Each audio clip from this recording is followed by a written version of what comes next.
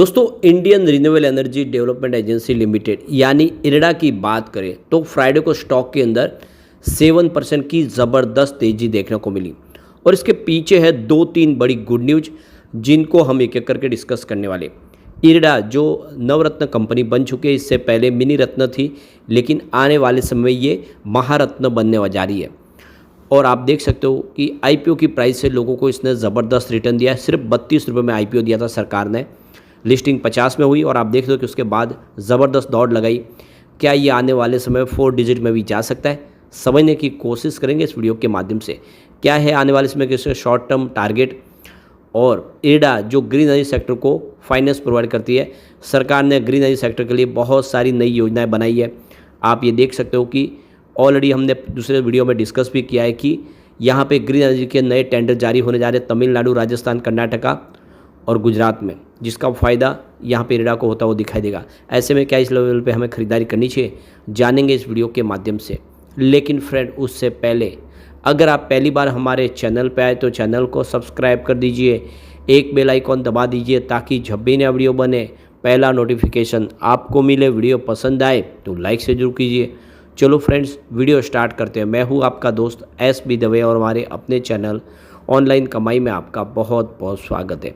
सबसे पहले फ्राइडे के कारोबार की बात कर ले तो स्टॉक की शुरुआत 178 पर हुई, लगभग फ्लैट शुरुआत हुई। क्लोजिंग थी गुरुवार की 177 के आसपास, पॉजिटिव शुरुआत हुई, लेकिन वहाँ से स्टॉक ने काफ़ी अच्छी दौड़ लगाई, एक तरफा दौड़ा है, 191 तक पहुँच गया। अंत में क्लोजिंग 190 के आसपास रही, जहाँ पे 7.10% की अच्छी तेज़ी देखने को मिली। अब इसकी परफॉर्मेंस देखें तो 3 जून को जिस दिन एग्जिट पोल आए थे, उस एग्जिट पोल के दिन स्टॉक 200 पे चला गया, बहुत ही ज़बरदस्त दौड़ लगाई। इससे पहले 31 मई की जो क्लोजिंग थी वो देख सकते हो कि 184 के आसपास थी। 16 रुपये का एक ही दिन में बड़ा जंप देखने को मिला। लेकिन जैसे ही नतीजे निकल कर आए 4 तारीख को, जो एग्जिट पोल से बिल्कुल उलट थे, और ऐसे में स्टॉक के अंदर बहुत भारी गिरावट हुई। जहाँ पे स्टॉक नहीं था उससे भी ज़्यादा गिरावट हुई, यानी देख सकते हो कि जो तेज़ी बनी तो वो 16 रुपये की थी, लेकिन जो गिरावट हुई वो काफ़ी बड़ी थी। सीधा स्टॉक देख सकते हो कि 200 पे जो था वो 167 पे आ गया, 167 के आसपास, यानी देख सकते हो कि 33 रुपीज़ की भारी भरकम गिरावट हुई। 16 रुपये का फ़ायदा मिला देखने को, लेकिन 33 रुपये की लॉस हुई एक ही दिन में। और उसके पीछे वजह ये भी थे कि पूरा 6000 पॉइंट की बड़ी गिरावट हुई थी इंट्राडे में, सेंसेक्स में। उसके बाद स्टॉक ने रिकवर होना शुरू हुआ। आप देख सकते हो कि वो स्टॉक धीरे धीरे बढ़ते हुए अब फिर से 191 तक पहुंच गया है, जो 167 के आसपास था, यानी फिर से 200 को टच करने को तैयार है। ऐसे में आने वाले समय खरीदारी की संभावना बन रही है। तो यहाँ पे देखो, इसके लिए जो सबसे बड़ी गुड न्यूज़ है कि वर्ल्ड इंडेक्स FTSE में इसको शामिल कर लिया गया है, और इसका मतलब ये है कि इसमें 476 करोड़ का नया इन्वेस्टमेंट आ सकता है। तो आने वाले दिनों में कंपनी के शेयर की प्राइस और बढ़ सकती है और इसमें 5.7 करोड़ डॉलर का निवेश, यानी करीब 476 करोड़ इंडियन रुपीज़ आ सकता है। तो देख सकते हो कि FTSE ऑल वर्ल्ड इंडेक्स ने इसको अपने इंडेक्स में इसको एडजस्ट कर लिया है। तो brokerage firm IFL alternate research की रिपोर्ट में कहा गया है कि इरडा के शेयरों में आने वाले समय अच्छी तेज़ी की उम्मीद दिख रही है, क्योंकि काफ़ी बड़ा निवेश आने की संभावना बन रही है।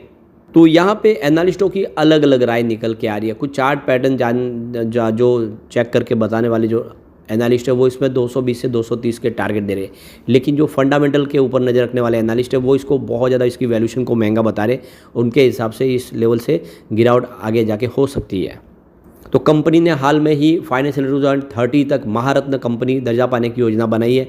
कंपनी इस अवधि के दौरान अपने डिसबर्समेंट को 5 गुना और लोन बुक को 6 गुना बनाने की योजना बना रही है, और देख सकते हो इसका फ़ायदा आने वाले समय देखने को बिल्कुल मिल सकता है। इससे पहले गुरुवार को ही देख दो 147.5 करोड़ शेयर, यानी करीब 55% जो हिस्सेदारी है वो लॉक इन पीरियड खत्म हो चुकी है और अब वो बाज़ार में लेन देन कर सकते हैं। अब इसके अलावा देखें तो जिस तरह से सरकार ने इस समय आने वाले समय के लिए गुजरात और तमिलनाडु में 500 मेगावाट के एक स्टेट के अंदर टोटल 1 गीगावाट के ऑफशोर विंड के टेंडर जारी करने की अनाउंसमेंट की है। ऐसे में फ़ंड की ज़रूरत पड़ेगी और इसीलिए यहाँ पे इरडा ने बड़ी प्लानिंग की है। इन्होंने 1500 करोड़ की बॉन्ड्स के माध्यम से फंड रेजिंग की है। तो आप देख सकते हो इसमें 500 करोड़ जो है टोटल इशू किया गया है। इन्होंने बेस इशू और ग्रीन इशू ऑप्शन 1000 करोड़ का है। तो 1500 करोड़ की फंड रेजिंग की है और ये जो बॉन्ड्स जारी किए गए थे ये ओवर सब्सक्राइब होते 2.65 टाइम्स। तो देख सकते हो कि इसकी जो एनुअल रेट रखी गई है इंटरेस्ट रेट वो 7.44% है और जो 10 ईयर इसका 10 ईयर 2 मंथ का है टोटल। तो यहाँ पे देखो कि एंजल वन की तरफ से इसको लेकर जो राय दी गई है उनके हिसाब से स्टॉक में इस समय चार्ट पैटर्न बुलिश बने हुए हैं और टेक्निकल लेवल के हिसाब से देखो स्टॉक के ऊपर जाने की संभावना है। फिलहाल इसकी जो सपोर्ट लेवल है 170 से 160 के बीच में ट्रेडिंग रेंज है। इस रेंज को अगर ब्रेकआउट दे देता तब ये 195 से 200 की रेंज में जा सकता है और उसके बाद एक अच्छी तेज़ी देखने को मिल सकती है।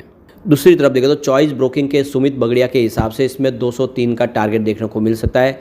फिलहाल जो ट्रेडिंग वॉल्यूम है वो काफ़ी तेज़ी से बढ़ा है और चार्ट पैटर्न ये बता रहा है कि इसमें संभावना बुलिश बनी हुई है, तो ये स्टॉक ऊपर की तरफ जा सकता है। 170 के आसपास ऊपर में खरीदारी करनी चाहिए क्योंकि अगर 170 से नीचे स्टॉक चला जाएगा तो इसमें बड़ी गिरावट हो सकती है। तो जब तक 170 के ऊपर है ऊपर जाने की संभावना और फिर ये 200 को पार कर सकता है।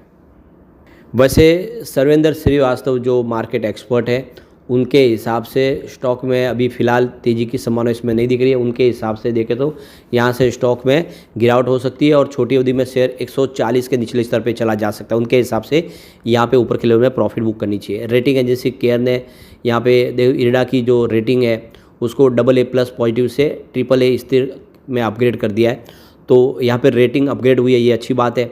तो कुल मिला के इससे एक बात समझ में आती है कि आने वाले समय में भी इरडा अपना जो भी पेमेंट है वो समय पे चुका सकता है और सेहत काफ़ी अच्छी है, कोई उसमें नो डाउट कोई चिंता की बात नहीं है। काफ़ी मजबूत कंपनी है, 100% ग्रीन एनर्जी के प्रोजेक्ट को ये फाइनेंस प्रोवाइड करती है और जिस तरह से नई सरकार का गठन हुआ है अब ग्रीन एनर्जी के प्रोजेक्ट लगातार सरकार की तरफ से अनाउंस किए जा रहे हैं। ऐसे में ये एक बड़ा मल्टीबैगर बन सकता है और इसकी जो प्राइस है वो 4 डिजिट में भी जा सकती है अगर आप इसको कम से कम 3 से 5 साल का नजरिया लेके होल्ड करें तो। अब यहाँ पे सबसे जो बड़ी बात है कि इस बार मई महीने में म्यूचुअल फंड ने खरीदारी की है। आप देख दो कि पिछले क्वार्टर में अगर हमने देखा था Q3 में म्यूचुअल फंड ने यहाँ पे ज़बरदस्त माल बेचा था, लेकिन इस बार मई महीने में 5 म्यूचुअल फंड ने नई एंट्री कर ली है। इरडा के अंदर सिर्फ 3 म्यूचुअल फंड ने अपनी होल्डिंग बेची है। तो जो आंकड़ा है वो बढ़ने वाले म्यूचुअल फंड का ज़्यादा है और ये बहुत बड़ा एक प्लस पॉइंट है। फिलहाल इसके टेक्निकल ट्रेंड्स देखें तो आपको इस समय लॉन्ग टर्म के हिसाब से बुलिश दिखाई देंगे और अगर हम इसके शॉर्ट टर्म के हिसाब से देखें तो वो भी बुलिश ही दिखाई दे रहे हैं और ये इसके लिए अच्छी बात है कि टेक्निकल चार्ट पैटर्न बुलिश बने हुए। अगर हम इसके अब यहाँ पे SWOT को देख ले, इसकी स्ट्रेंथ, वीकनेस और अपॉर्चुनिटी क्या है, तो सबसे जो ज़्यादा यहाँ पे दिखाई दे रहा है वो है इसकी स्ट्रेंथ जो 15 है, बहुत बड़ी बात है और इसकी अपॉर्चुनिटी भी बहुत ज़्यादा 13 इसके अंदर अपॉर्चुनिटी है। इसकी वीकनेस मात्र 3 है और इसके अंदर थ्रेट भी 3 ही है। तो पलड़ा जो भारी है वो स्ट्रेंथ और अपॉर्चुनिटी का है और इसीलिए इसमें बिना डरे आपको निवेश करना चाहिए। और जिस तरह से एक के बाद एक निर्णय लिए जा रहे, लग रहा है कि जल्द ही जो टारगेट है 2030 तक का महारत्न बनने का उससे पहले ही ये महारत्न कंपनी बन सकती है। ऐसे में आने वाले समय इसकी प्राइस बढ़ेगी और लोगों का भरोसा भी बढ़ेगा और FTSE इंडेक्स में आने से ग्लोबल इनफ्लो भी अब आएगा। तो निवेश आपको करना चाहिए इरडा के अंदर। लेकिन फ्रेंड, कोई भी इन्वेस्टमेंट करने से पहले अपने फाइनेंशियल एडवाइजर्स बड़े ले या अपना खुद का रिसर्च करें, क्योंकि मैंने वीडियो आपके एजुकेशनल पर्पज़ के लिए ही बनाया। वीडियो पसंद आए तो लाइक से जरूर कीजिए और चैनल को सब्सक्राइब कर दीजिए। Thank you friends.